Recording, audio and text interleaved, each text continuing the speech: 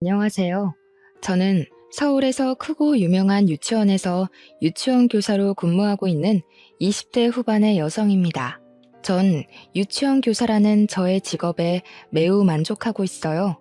아이들은 재고 따지는 것을 몰라서 제가 1만큼의 관심을 제공하면 10만큼의 사랑을 듬뿍 줘요. 그뿐만이 아니라 제가 늦잠 자서 거지 같은 옷을 입고 머리가 산발이 돼서 출근해도 외향적인 모습들보다는 저 자신 그 자체를 좋아해줘요. 이렇게 순수하고 해맑은 아이들의 눈에서 세상을 바라보면 어려운 일이 쉽게 풀리기도 하고 힘든 일도 재미있는 일로 변하곤 하죠. 이러한 천사들과 함께 시간을 보내며 행복하게만 살던 제게 아주 기막히고 황당한 일이 벌어졌는데 제 사연 한번 들어보세요. 사실 저는 얼마 전까지만 해도 결혼을 앞둔 예비 신부였어요.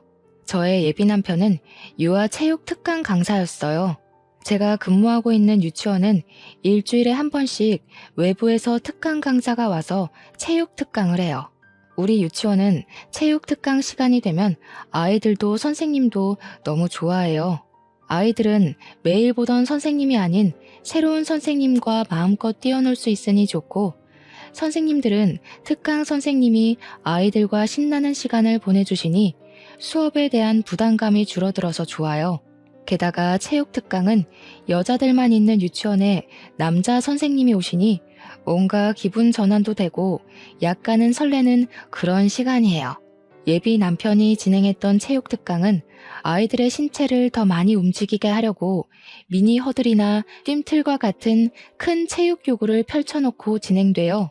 그러다 보니 수업 준비와 마무리를 하는데 시간이 꽤 많이 필요하여 막내인 제가 강사가 오면 함께 수업 준비도 하고 뒷정리도 도와주고 했었어요. 사실 저는 보조 담임이라 제가 잠시 자리를 비워도 주 담임 선생님이 아이들을 봐주실 수 있기에 저는 아이들도 보면서 유치원의 잡다한 업무들을 담당하고 있었거든요.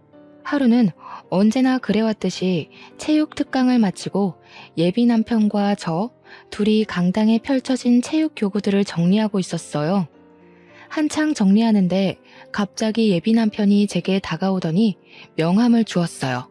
이게 뭐냐고 하니 자기 명함인데 물어볼 것이 있으니 이 번호로 전화달라고 기다리겠다고 하더라고요.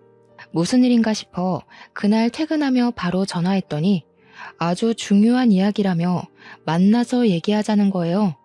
그래서 집 근처 카페로 오라고 했어요. 카페에 가니 예비 남편도 주차하고 올라오고 있더라고요. 같이 카페로 들어가서 나란히 서서 주문을 하다가 힐끗 봤는데 평소처럼 운동복이 아닌 깔끔한 셔츠에 슬랙스 바지를 입고 나왔어요. 그런데 키도 크고 몸도 좋아 보이는 것이 사람이 달라 보이더라고요.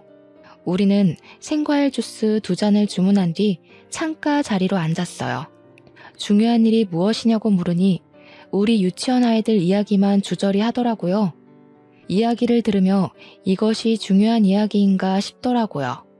이 사람 뭐지 하는 생각이 드는 순간 갑자기 이 아이들은 종일 저랑 같이 있어서 좋겠다는 거예요.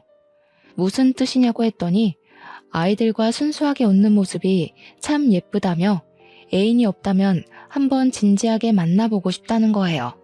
이 말 하고 싶어서 이 시간에 오라고 했다고 말하는데 목소리가 미세하게 떨리더라고요. 그 당시 예비 남편의 떨리는 목소리가 저의 심장도 두근거리게 했고 우리는 그렇게 연인 사이가 되었어요. 알고 보니 예비 남편은 저와 같은 대학교 체육학과 출신이고 저보다 3살이 많더라고요. 그리고 예비 남편의 가족은 유아체육교육센터를 운영하고 있었어요. 그 센터의 센터장이 예비 시부이셨고 센터의 이사님이 바로 예비 시모였어요. 그리고 예비 시모는 이전에 어린이집 원장을 하셨다고 했어요. 그 얘기를 듣고 정말 반가웠어요. 사실 저희 엄마는 제가 근무하고 있는 유치원의 원장님이시거든요. 뭔가 두 분이 만나면 이야기가 잘 통할 것으로 생각했어요. 그래서 우리 엄마가 유치원 원장 선생님이라고 이야기를 할까 했다가 말을 하지 않기로 했어요. 예비 남편이 우리 엄마에 대해서 그다지 궁금해하지도 않았고, 예전에 유치원에서 막 근무하기 시작할 때 원장님 딸이라는 사실을 알고 은근히 편견을 갖더라고요. 지금은 다들 너무 잘해주시지만 그 당시 너무 상처를 많이 받아서 나중에 결혼을 앞두면 그때 말해야겠다고 생각했어요. 우리가 연인이 된 지 6개월 정도 지났을 무렵이었어요. 예비 남편의 체육 특강 다음 날 분명히 같이 강당을 다 정리했는데 체육 교구 한 세트가 강당 구석에 있는 거예요. 원장님인 엄마한테 말씀드리니 중요할 텐데 이게 왜 여기에 있냐며 지금 바쁜 일 없으면 제가 직접 센터로 갖다 주라는 거예요. 저는 바로 교구를 챙겨 센터로 향했어요. 센터에 도착하니 중년의 여성분이 있으셨어요. 그분은 바로 예비 남편의 어머니, 즉 예비 시모였어요. 안녕하세요. 저는 보라 유치원의 교사입니다. 어제 이지연 선생님께서 우리 유치원에 수업하셨는데 이 교구를 놓고 가셔서 전달해 드리러 왔습니다. 보라 유치원? 혹시 김지아 씨 되세요? 네, 맞아요. 제 이름을 어떻게 아세요? 지훈이한테서 얘기 들었어요. 지금 사귀고 있는 것도 다 알아요. 이렇게 만나서 반갑네요. 예비 시모는 반갑다고 말하며 위아래로 저를 싹 훑어보셨어요. 처음 보는데 훑어보는 게 기분이 조금 그랬지만 그래도 사랑한 남자의 엄마를 처음 뵌 자리니 공손히 인사를 드렸어요. 처음 뵙겠습니다. 지훈 오빠랑 만나고 있는 김지아입니다. 그런데 우리 지훈이가 지아씨 얘기할 때 센스도 있고 성격도 좋다던데 옷 입는 센스는 좀 별로네? 제 옷이요? 제 옷이 좀 그런가요? 무슨 뜻으로 그런 말씀을 하시는 것인지 잘 모르겠어요. 지훈이가 얘기하는 거 들었을 때는 옷도 잘 입고 잘 꾸미고 그럴 줄 알았는데 아닌 것 같아서. 보육교사면 학부모도 만나고 해야 하는데 옷을 좀 잘 입어야 하지 않나? 사실 제가 아직 보조교사라서 학부모를 직접 만날 일이 거의 없어요. 그리고 아무래도 아이들과 몸으로 많이 놀다 보니 저도 모르게 예쁜 옷보다는 편한 옷을 입게 되더라고요. 하긴 애들이랑 놀려면 편한 옷이 좋긴 하지. 아무튼 이거 교구 직접 갖다 줘서 고마워요. 센터에서 인사하고 나오는데 처음 보는 자리에서 예비 시모가 제가 입은 옷에 대해 이러쿵저러쿵 얘기하는 것에 대해 기분이 썩 좋지 않더라고요. 이날 퇴근길에 예비 남편에게 전화를 걸어 오늘 예비 시모를 만난 이야기를 했어요. 나 오늘 오빠 회사에 가서 어머니 뵀어. 진짜? 우리 엄마 봤어? 어땠어? 솔직히 조금 그랬어. 내 옷이 별로라고 하시더라고. 뭐 사실 유치원 출근할 때 옷을 편하게 입긴 해. 그런데 처음 보는데 옷 입는 센스가 없다고 하시는데 기분이 좋지는 않더라고. 대놓고 그런 얘기를 했다고? 설마 다른 얘기했는데 네가 너무 예민하게 받아들인 거 아니야? 아니야, 진짜 그렇게 얘기하셨어. 그래? 사실 엄마가 좀 말을 툭툭 내뱉으시기는 해. 그런데 말만 그러지 마음은 안 그러셔. 게다가 옛날에 어린이집 원장님도 하셔서 보육교사들의 마음 누구보다 잘 아셔. 너무 속상해하지 마. 예비 남편과 통화를 하고 나서도 기분이 영 그랬어요. 사실 제가 이런 이야기를 하면 예비 남편은 당연히 제 편을 들어줄 줄 알았거든요. 그런데 제 편을 들어주기는커녕 우리 엄마가 그런 얘기를 할 뿐이 아니라며 엄마 편을 드는데 기분이 좋지는 않더라고요. 그런데 이날 이후로 예비 남편의 행동이 뭔가 묘하게 달라졌어요. 저희 둘 다 평일에는 늦게 끝날 때가 많아 거의 주말에 만났거든요. 원래는 토요일, 일요일 둘 다 만나서 데이트를 했는데 갑자기 결혼식이다, 집안에 일이 있다, 먼 친척이 해외에서 들어왔다며 매주 주말 이틀 중 하루만 만나려는 거예요. 일이 있으니 못 만나는 건 어쩔 수 없었지만 이해가 가지 않는 것은 만나지 않은 날에는 연락이 거의 되지 않더라고요. 전화해도 받지 않았고 카톡을 하면 반나절이 지나서야 답장이 오더라고요. 왜 전화나 카톡을 못했느냐고 물으면 가족들과 같이 뭐 하고 있었다고 얼버무리는데 뭔가 좀 이상하고 섭섭하기도 했어요. 벌써 사랑이 식었나 하는 생각이 들기도 했죠. 그런데 또 막상 만나는 날에는 제가 사랑을 듬뿍 받는 여자라고 느껴질 만큼 잘해주기도 하고 함께 있는 시간이 너무 재밌었어요. 그러나 다음 주 주말이 되면 예비 남편은 이틀 중에 하루는 일이 생겨 만나지 못했고 그날은 또 연락이 끊겼었어요. 이렇게 매주 주말 이틀 동안 저의 감정은 냉탕과 온탕을 오가며 아슬아슬한 만남을 이어갔어요. 우리가 만난 지 어느덧 1년 정도가 지나고 대학교 동기이자 가장 친한 친구인 지연이라는 친구가 연락이 왔어요. 결혼식 날짜를 잡았다고 청첩장을 주겠다며 주말에 만나자고요. 저는 당연히 알겠다고 하고 약속한 주말이 되어 오랜만에 지연이를 만났어요. 일상 이야기를 한창 하다가 지연이가 제게 만나는 사람이 없냐고 물어보더라고요. 저는 유아 체육특강 강사이고 우리보다 3살 위인 같은 대학교 선배라고 하며 예비 남편과 찍은 사진을 보여줬어요. 그런데 사진을 보던 지연이가 고개를 갸우뚱하는 것이 아니겠어요? 이상하다. 이 사람 어디서 본 것 같은데. 어디서 봤더라. 서울에서 유명한 체육특강 센터의 강사니까 유치원이나 어린이집에서 특강 강사로 봤을 수도 있지. 나는 유치원 행정실에 있어서 특강 선생님들 만날 일이 없는데. 근데 분명히 어디서 봤는데. 아! 예진이 남자친구. 엥? 최예진? 예진이 남자친구라고? 무슨 말도 안 되는 소리야. 사진 잘 봐봐. 사실 저와 지연이 예진이는 대학교 때 삼총사라고 불릴 만큼 꼭 붙어 다녔어요. 그렇게 졸업 후 저와 지연이는 서울의 유치원으로 취업을 하고 예진이는 경기도의 유치원으로 취업을 하면서 만나기 어려워지더니 요새는 연락을 거의 안 했던 친구예요. 아니야, 확실해. 얼마 전에 지나가는데 저기서 예진이가 누군가와 팔짱 끼고 걸어오더라고. 반가워서 나도 인사를 했지. 그런데 예진이가 분명히 내 남자친구라고 소개했어. 정말이야? 응. 숫기도 없고 말도 없던 예진이가 거리에서 남자 팔짱을 끼고 걸어오니까 반갑기도 하고 신기하기도 해서 그 남자 얼굴 엄청 유심히 봤단 말이야. 확실히 이 얼굴이야. 너 한번 확인해봐. 지연아, 진짜 미안한데 나 지금 가서 확인해봐야 할 것 같아. 너 결혼 축하해주러 왔는데 정말 미안해. 야, 지금 그게 문제야? 어서 가봐. 이해해줘서 고맙고 미안해. 결혼 준비 잘하고 결혼식 때 보자. 저는 지연이와 헤어진 후 바로 예비 남편에게 전화를 걸었어요. 전화하니 역시나 안 받더라고요. 그러나 오늘은 반드시 통화해야겠다는 생각에 받을 때까지 전화를 걸었어요.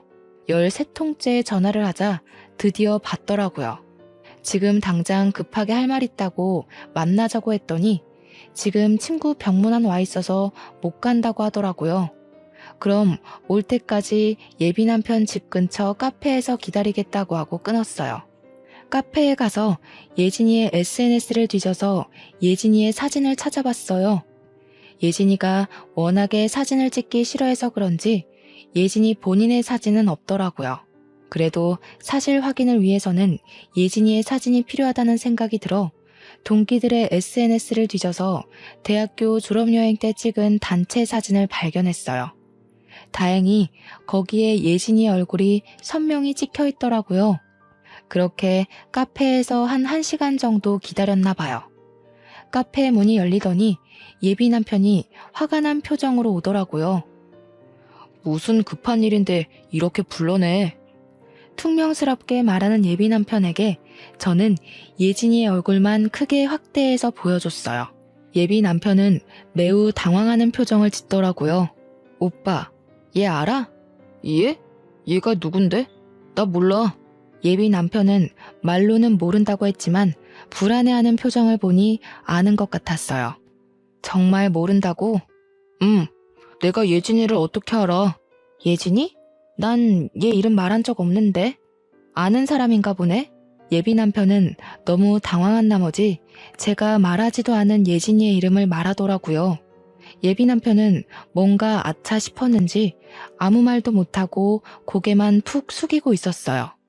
나 오늘 대학교 친구를 봤는데 내가 만나는 사람 있다고 오빠 사진을 보여줬어. 그런데 친구가 하는 말이 예진이가 오빠랑 팔짱을 끼고 가는 것을 봤다는 거야. 이거 어떻게 된 거야? 그게 그러니까 어떻게 예진이를 알고 왜 팔짱을 끼고 다녔는지 우물쭈물하지 말고 솔직히 말해봐. 사실 예진이가 소망유치원 선생님이잖아. 그 소망유치원은 우리 엄마의 지인이 원장님으로 계시는 곳이거든. 예진이가 근무하는 유치원도 알아? 참나. 일단 들어봐. 소망유치원 원장님이 우리 엄마한테 전화해서 자기 원에 너무 좋은 보육교사 있다고 한번 만나보라고 하시더라고. 우리 엄마는 또 그 말에 거절 못하고 한번 나가보라고 해서 몇 번 밥만 먹었어. 뭐? 그럼 어머니한테 지금 나랑 만나고 있으니 안 나가겠다고 말씀드리면 되잖아. 얘기했지. 근데 엄마는 그래도 지인이 생각해서 소개해준다는데 안 나가면 예의가 아니라며 지아랑 결혼한 것도 아니고 한번 나가서 밥만 먹고 오라고 그러더라고. 엄마의 체면도 있고 해서 쉽게 거절할 수가 없었어. 그래? 그럼 100번 양보해서 예진이랑 처음에는 그렇게 밥 먹었다고 쳐. 그럼 식사 자리에서 예진이한테 만나고 있는 사람 있는데 이러한 상황이라서 어쩔 수 없이 나왔다고 얘기하고 그 뒤로 안 만났으면 되잖아. 왜 굳이 팔짱까지 낀 거야? 처음엔 밥만 먹고 헤어졌지. 그런데 자꾸 만나자고 연락이 오더라고. 그런데 매몰차게 못 만나겠다고 할 수 없었던 게 소망유치원 원장님이 경기도권 유치원에 우리 회사 체육 특강을 많이 소개해 주셨거든. 그래서 요즘에 경기도권 유치원에서 특강을 해달라고 많이 오고 한단 말이야. 이런 상황에서 거절하면 우리 회사도 조금 곤란해질 것 같아서 그래서 예진이랑 더 만나고 팔짱까지 끼고 걸어 다니셨겠다? 팔짱은 걔가 일방적으로 낀 거야. 나는 마음에도 없었다고. 기가 막혀서 정말 말이 다 안 나온다. 어찌됐든 내가 다 잘못했어. 엄마가 만나보라고 했을 때 딱 거절했어야 했는데 내가 센터 생각하고 엄마 생각하다 보니까 이렇게 됐어. 정말 미안해. 솔직히 예비 남편의 말이 다 변명처럼 들렸어요. 이쯤에서 그냥 헤어질까 생각도 했지만 또 막상 헤어질 생각을 하니 너무 슬프더라고요. 예비 남편이 좋아서 만난 것도 아니고 엄마와 센터를 생각해서 어쩔 수 없이 만났다니 이번 한 번은 눈 감아주기로 했어요. 아주 사랑에 눈이 멀었던 것이죠. 상황 들어보니까 오빠도 어쩔 수 없었겠네. 이번에는 그냥 넘어갈게. 그런데 앞으로는 예진이 절대 만나지 마. 예진이한테도 상황 잘 얘기하고 정리해. 알겠어? 알겠어. 예진이한테 바로 얘기하고 상황 정리할게. 정말 미안해. 그날 후로 예비 남편은 제게 많이 미안했는지 저에게 정말 잘해줬어요. 막말로 제가 죽으라고 하면 죽는 신용까지 할 기세였어요. 그렇게 한 달 정도 지나니 예진이와 예비 남편이 잠시 만났다는 사실이 자연스레 용서되더라고요. 뭐 서로 좋아서 만난 것도 아니고 상황이 어쩔 수 없었던 것이잖아요. 이제 그 일도 잊고 행복하게 만남을 유지하던 어느 날이었어요. 지아야, 이젠 토요일마다 우리 만나지 못할 것 같아. 왜? 무슨 일 있어? 사실 다음 주부터 토요일에 문화센터 특강 잡혔어. 아침부터 저녁까지? 근데 월요일부터 금요일까지 하루도 쉬지 않고 유치원 어린이집 특강 가는데 토요일까지 문화센터 특강을 하면 힘들지 않겠어? 이제 우리도 결혼해야 하는데 돈 모아야지. 결혼하면 돈이 어디 한두 푼 드니? 결혼? 그럼 이제 우리도 나이가 있는데 언제까지 이렇게 연애만 해. 우리도 이제 가정을 이뤄야지. 알겠어. 아쉽지만 어쩔 수 없지 뭐. 나도 돈 착실히 모아두고 있을게.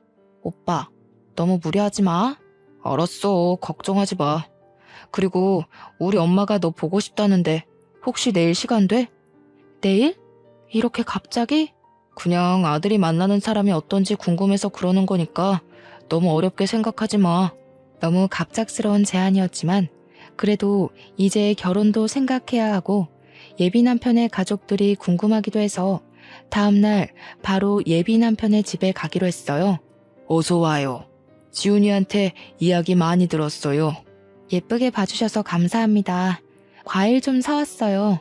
집에 과일도 많은데 어쨌든 사왔으니 잘 먹을게요. 고마워요. 예비 시부는 어서 오며 반갑게 맞이해 주셨지만 예비 시모는 뭔가 불만이 가득한 표정으로 저를 바라보셨어요. 편하게 먹으라고는 하지만 전혀 편하지 않았던 식사가 마치고 제가 사온 과일과 커피를 마시는데 예비 시모가 계속 저를 위아래로 훑어보시더라고요. 지아씨 부모님은 뭐 하세요? 저희 아버지는 중소기업에 다니시고 저희 엄마는 보라 유치원 원장님이시라고 말하려는데 예비 시모가 말을 가로막았어요. 중소기업? 중소기업이면 돈 얼마 못 버시겠네? 그래도 생활에 부족하지는 않게 월급 많이 받으세요. 그래봤자 중소기업 월급이 거기서 거기지 뭐. 그래서 그런가 지아 씨는 예전에 센터에서 처음 봤을 때도 옷이 좀 그러더니 오늘도 그러네. 난 그래도 예비시댁에 처음 인사 오는 자리인데 백화점 명품 옷은 아니더라도 좀 좋은 옷 입고 올 줄 알았는데 사실 제가 패션에 별로 크게 관심이 없어요. 그래서 꾸밀 줄도 잘 모르고요. 그래도 여자인데 좀 꾸미고 다녀야지. 안 그래? 그러다가 나중에 남편이 바람나면 어쩌려고. 엄마, 난 그래도 지아 자체가 좋아서 바람 안 펴. 지아가 결혼해서 주름살이 자글자글해져도 주름살마저 사랑할 거야. 지금이야 한창 뜨거울 때니까 그러고. 젊은 애가 시댁이 될지도 모르는 집에 처음 오는데 집에 있던 옷을 입고 온다는 게 말이 되니? 없어 보이게. 사실 오늘 이 자리가 편한 자리는 아니잖아요. 그래서 안 그래도 불편한데 괜히 새 옷 사서 입고 더 불편하게 경직돼서 있는 것보다는 집에 있는 가장 편하고 깔끔한 옷을 입고 오는 게 더 좋아 보일 것 같아서 이렇게 입은 거예요. 그래, 일단 알았다. 근데 그래도 아버지가 중소기업에 다니시는 게 조금 걸리네. 노후 준비는 제대로 되셨는지 몰라. 사실 저희 아빠 중소기업이기는 하지만 그 기업의 초창기 멤버예요. 사장님께서 저희 아버지를 절대적으로 믿고 신뢰하고 계시죠.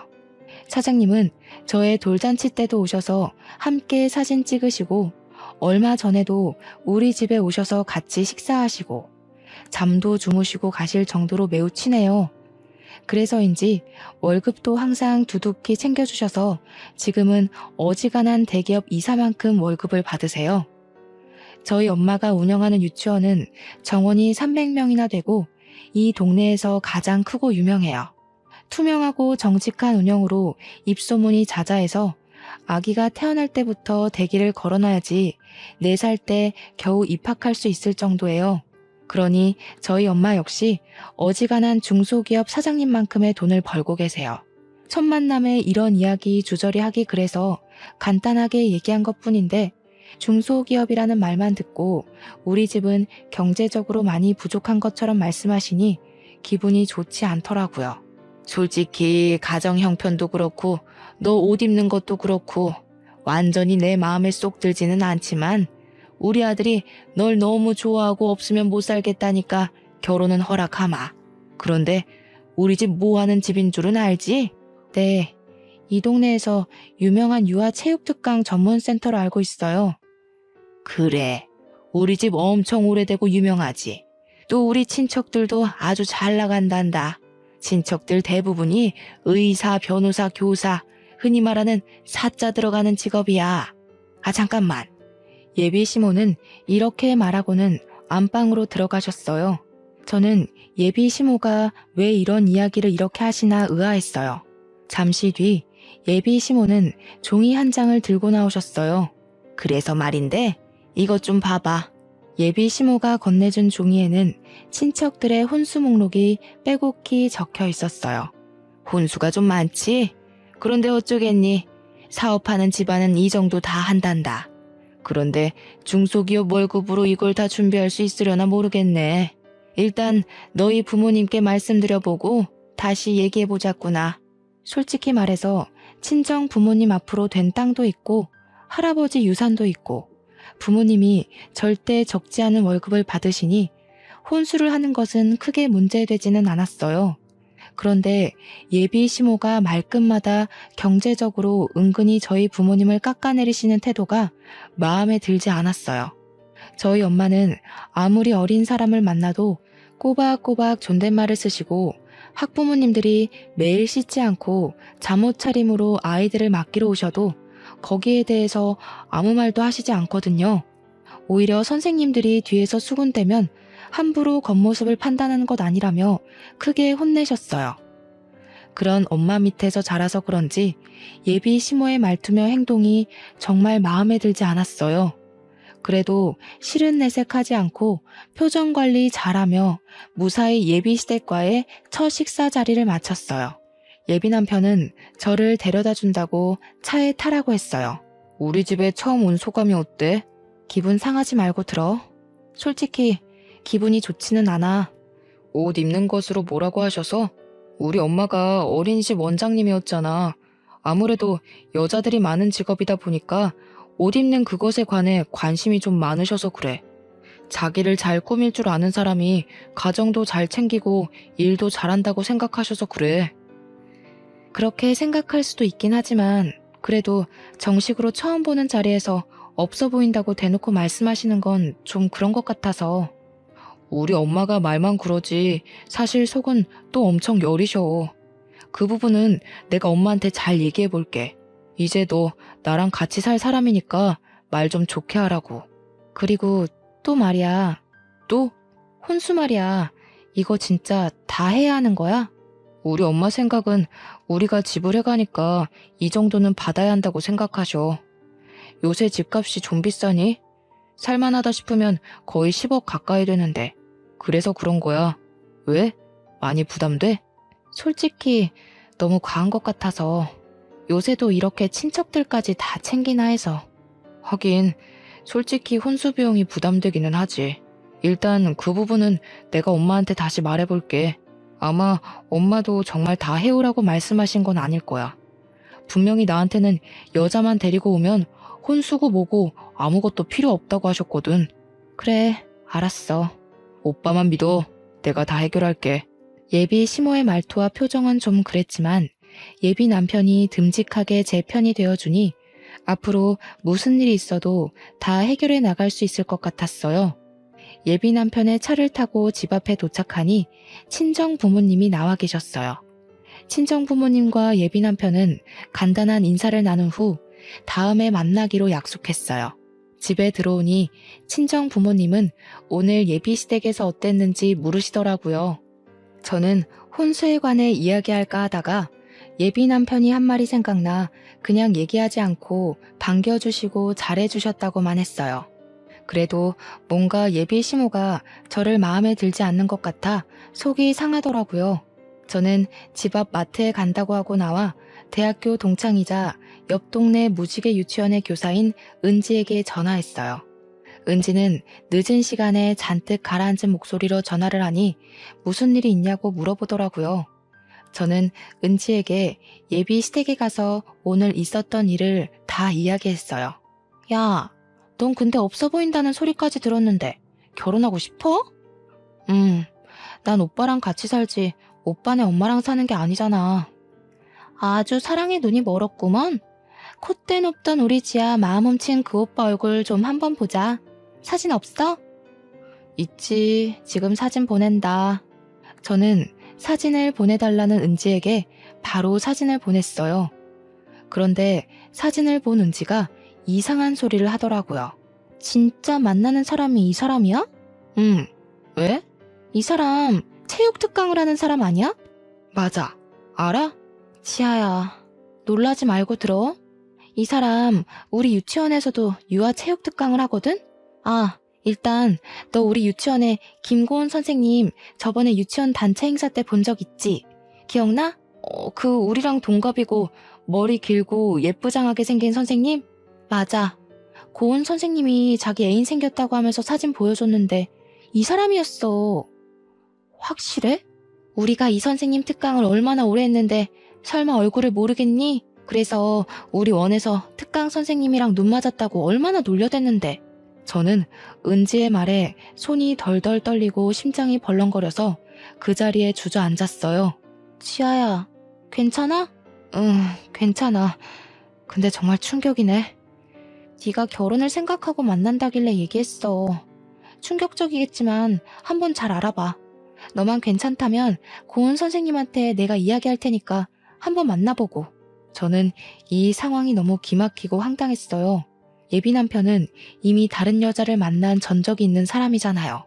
그때는 분명히 엄마의 체면과 센터를 생각해서 어쩔 수 없이 만났다고는 했지만 정말 그런 것인지 아니면 본인이 원해서 만난 것인지 하는 의심이 생기더라고요. 그 일 후로 갑자기 문화센터 특강을 잡은 것도 뭔가 수상쩍고요. 저는 저와 김고은 선생님 그리고 예진이 셋이서 만나 정확한 상황을 확인해 봐야겠다고 생각했어요.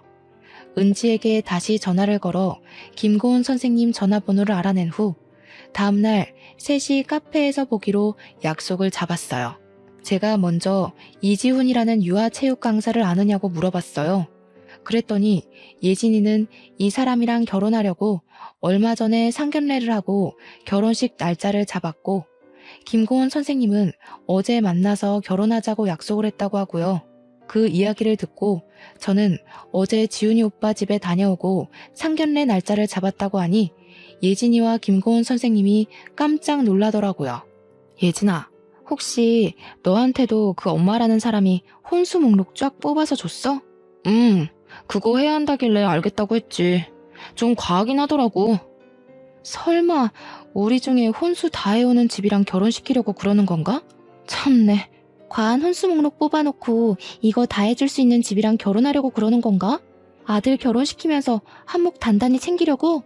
진짜 이거 쓰레기 집안이네. 가만둘 수 없어. 지금 전화해서 따질까? 우리 셋은 그 집안 사람들에게 놀아났다는 생각에 너무 화가 났어요.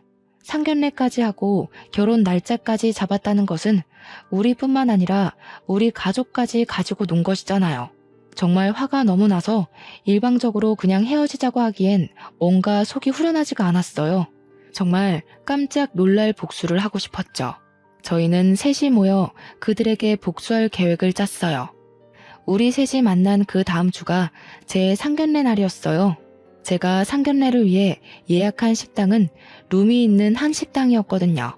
원래는 단독 룸으로 예약했는데 가운데 미닫이 문이 있는 장소로 예약을 변경했어요. 즉, 가운데 문을 열면 대규모 룸이 되고 가운데 문을 닫으면 2개의 룸이 되는 곳이었죠.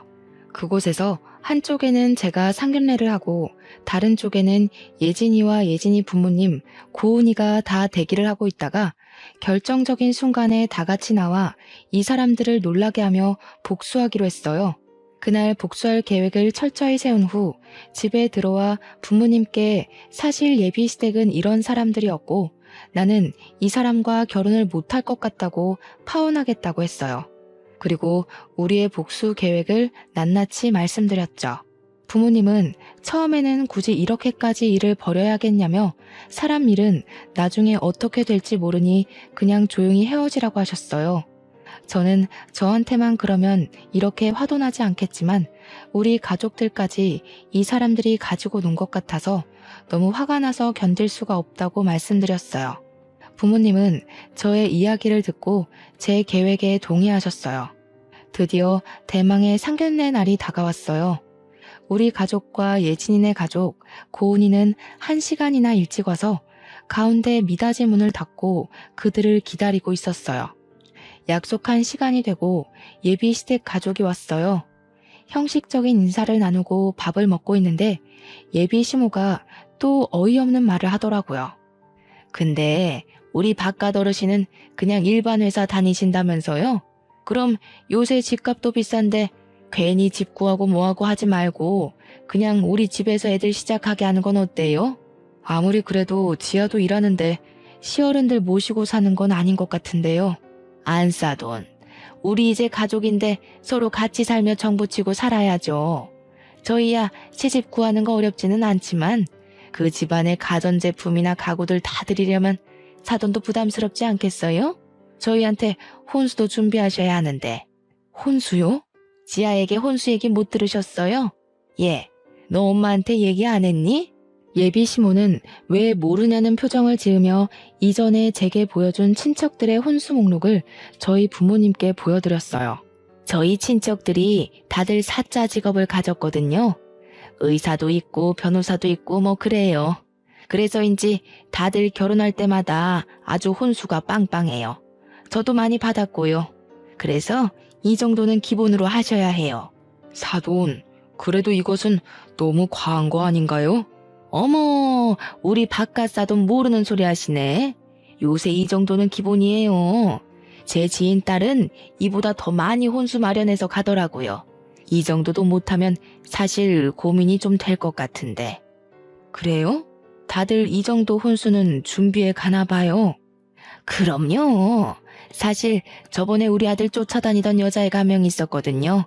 그런데 우리 아들이 지아가 그렇게 좋다고 해서 그 집 여자애 만나지 못하게 할 명목으로 우리 집에 시집 오려면 이렇게 혼수 다 해와야 한다고 했더니 알겠다고. 자기 친구는 이것보다 혼수 더 준비하던데 이 정도는 너무 간소하다고 하던데요. 예비 시모가 온갖 시건방진 표정으로 한창 얘기하는데 중간 문이 열렸어요. 그리고 화난 표정으로 예진이 부모님이 등장하셨죠. 예비 시모는 예진이 부모님을 보고 깜짝 놀라 마시던 물을 그대로 뿜었어요. 지금 그 얘기는 우리 예진이 말하는 것이오? 아니 바깥 사돈이 어째서 여기에 계세요? 바깥 사돈이요? 도대체 당신의 바깥 사돈은 저분입니까? 아니면 저입니까? 지금 이게 뭐 하시는 짓입니까? 이보세요. 순진한 애들 깨어서 이게 지금 뭐 하는 짓이에요? 진짜 이 사람 안 되겠네. 제 아들 결혼시키면서 장사하세요? 장사라니요. 사실이지 않나요? 아들 결혼시킨다는 명목으로 이 집 저 집 부모들 만나며 어느 집에서 돈을 더 많이 뜯어낼 수 있는지 저울질하고 있었던 것 아닌가요? 아니에요. 무슨 그런 섭섭한 말씀을 하세요. 저 나름 사명감 가지고 어린이집 원장까지 했던 사람입니다. 제가 설마 그랬겠어요? 그게 아니면 뭔데요? 저는 제 딸 이 집으로 시집 못 보내니까 그런 줄 아세요. 애들 결혼 없었던 일로 합시다. 저도 예진이 이 집 못 보냅니다. 결혼 다 없던 일로 해요. 그러시지들 말고 잠깐 제 얘기 좀 들어보세요. 무슨 얘기요? 이 상황에서 할 얘기가 더 남았나요? 저는 할 얘기 없습니다. 같이 얘기하는 시간도 아깝네요. 지금 당신 머리털 다 뽑아버리고 싶은 거 꾹 참고 있으니까 더는 붙잡지 마세요. 예진이 부모님은 예진이의 손을 잡아 끌고 그 자리를 나왔어요. 저와 저희 부모님도 그 뒤를 따라 식당을 나왔죠. 집으로 돌아오며 이상한 남자 만나서 부모님께 겪지 않아도 될 일을 겪게 만든 것 같아서 죄송하다고 했어요. 부모님은 결혼하고 나서 실체를 알고 이혼하는 것보다 차라리 지금 알아서 파혼으로 끝낸 게 다행이라고 하시며 그런 얘기하지 말라고 위로해 주셨어요. 폭풍이 휘몰아친 주말이 지나고 월요일이 되자마자 엄마는 체육 특강을 취소했어요. 유치원 선생님들은 예비 남편의 수업이 너무 좋았는데 왜 갑자기 취소하시냐고 너무 아쉽다고 하셨지만 저희 엄마는 별다른 말씀은 안 하시고 그냥 일이 있어서 취소한다고 하셨어요. 예비 남편은 그 뒤로 연락도 없고 그렇게 우리는 다시 볼 일이 없을 줄 알았어요. 일주일 정도가 지났을까요? 예비 남편에게 전화가 왔어요. 한 번만 만나자고요. 만나기 싫었지만 저도 남편도 비슷한 업종에서 일하니 언젠가는 다시 볼 수도 있으니 헤어질 때 깔끔하게 끝내야겠다는 생각에 만나기로 했어요. 잘 지냈니? 그동안 많이 후회했어. 정말 미안해. 미안? 됐고, 오늘 내가 이렇게 나온 이유는 깔끔하게 정리하려고 온 거야.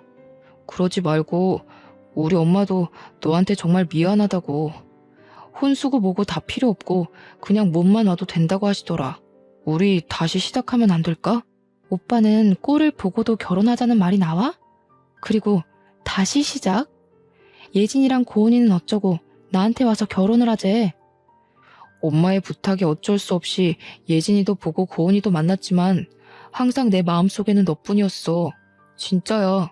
엄마의 부탁? 오빠는 엄마가 부탁하면 결혼도 하고 이혼도 하겠다. 그치? 말도 안 되는 소리 하지 말고 난 간다. 우리 이제 두 번 다시 보지 말자. 이렇게 저와 예비 남편은 헤어졌어요.